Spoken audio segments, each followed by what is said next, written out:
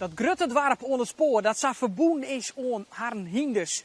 Dat plak, dat ze grutsk is op haar historie, de voetbalclub en de Kroethof. Maar dat plak had nog volle meer te bieden. Dit is Simmer in Friesland vanuit Boetenpost.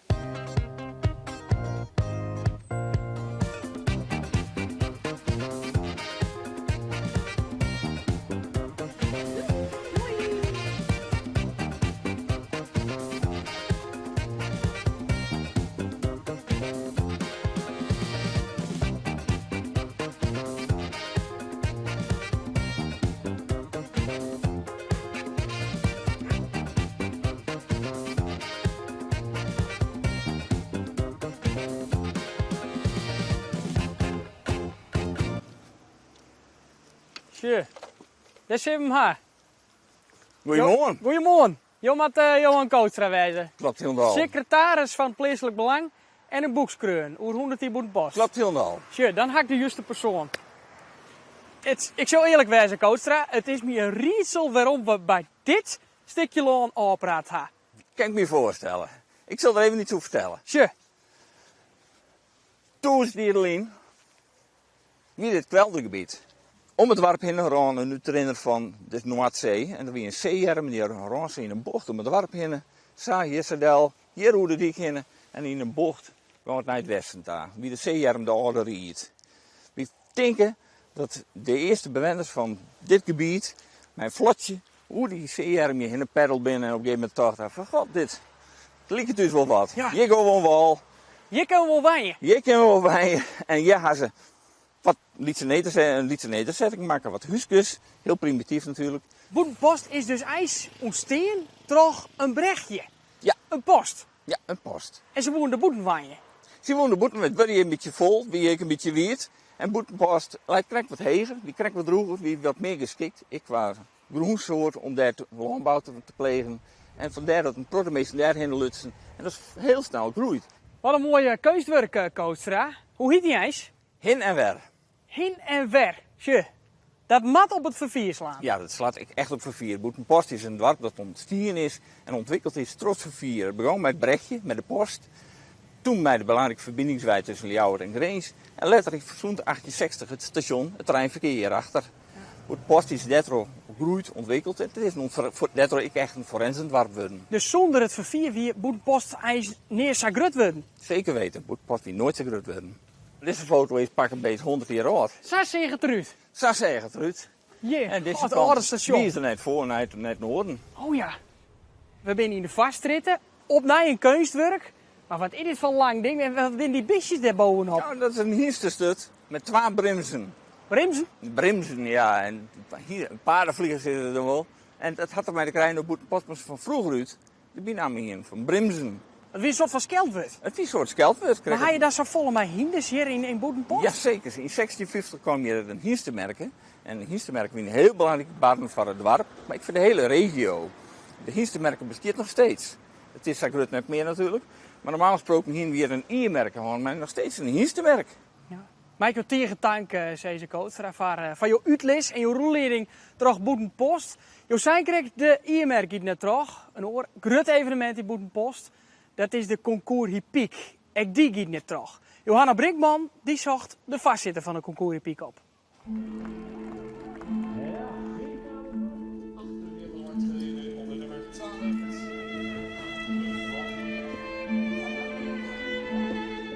IJzer van Jelmer Zerdonk.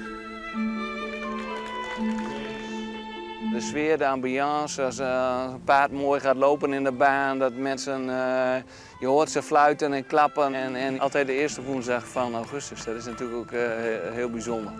Maar ja, dit had niemand kunnen bedenken natuurlijk dat een concours niet doorgaat vanwege een uitbraak van een virus in China.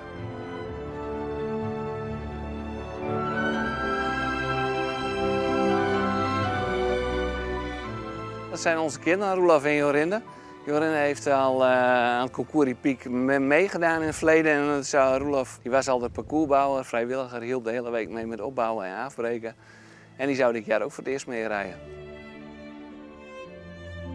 Hier heb ik vorig jaar ook meegedaan. Dit is Verand en daar sprong ik zet mee.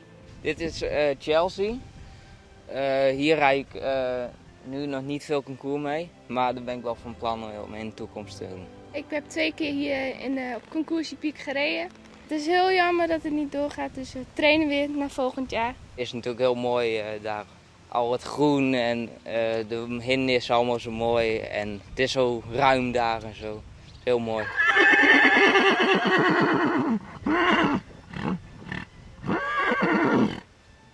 Hij is het ermee eens. Ja, denk ik ook. We staan onder de ronen van Boetenpost en we zijn bij best wel een bijzonder gebouw. Rijkswettersteert had hier jarenlang in dit gebouw zitten, maar nu waren de meesken. We krijgen een rondleiding van Kees Koman. Welkom Meneer Koman. in het mooiste gebouw van Friesland. Kom Goedemorgen. verder. Kom Ja, verder. mogen we verder Moeten afstand komen? houden? Ja. Ja. Kom maar verder. We lopen nu naar een van de foto's hier in de algemene ruimtes, zoals het ooit was, vanaf 1977. Zo zag het gebouw eruit. Precies. Maar Hier zat de Nederlandse Algemene Keuringsdienst. Aardappelen deden ze onder andere. En later kwam Rijkswaterstaat. Oké. Want eigenlijk is er aan de buitenkant niet zo heel veel Ja, veranderd. dat klopt wel. De kleur is anders geworden. Maar de appartementen binnen, ja, nou, dat zal je straks wel zien. Dat is werkelijk ongelooflijk. Oké. Hoe mooi dat is Die geworden. kunnen we zien. Die gaan we zien. Nou, prima. Gaan we lopen naartoe. er naartoe. Ja, prima. Dus hier zien we de overblijfselen nog uit de tijd van Rijkswaterstaat. Dit is een van de dingen, deze opname. Oh ja, waar gaan we nou naartoe? 2000. We gaan naar nummer 22. Ah, We gaan nu naar de familie Hansen. Kees en Nicoline Hansen. Die wonen hier. wat een plekje. Goed hè? Zo hé. Ja, heel mooi. Dit is mooi. Ruim hè? Ja, Ja, enorm. eet smakelijk. Dankjewel. Ja, woont u hier een beetje fijn? Ik vond hier fantastisch. Oké, Als we komen uit het westen van het land, van het westen van het land hè? oké. Ja, Alkmaar, dat was heel druk. En hier heel rustig. ja. Ik vind het prima hier. Goh. Dit was een van de laatste appartementen die te koop stonden. Maar zij hebben er echt iets prachtigs van gemaakt. Waar gaan we nu naartoe? We gaan nu naar nummer 12. Nummer 12. Oké, mooi trouwens. Prachtig. Is een kwestie van smaak. Maar persoonlijk vind ik dit echt het mooiste appartement. Nou, dat kan ik me voorstellen. Wat een licht opnieuw hier weer. Nou, ik zou hier wel kunnen wonen hoor. Dat kan ik me wel voorstellen. Ja. Dit is opgeleverd in 2017, 2018. Dit is denk ik 2017 geweest.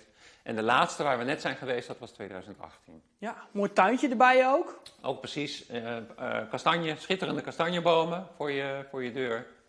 En nou, die heg die wordt hoger. Nou, iedereen wil hier zijn privacy. En nou, die kan je hebben hier.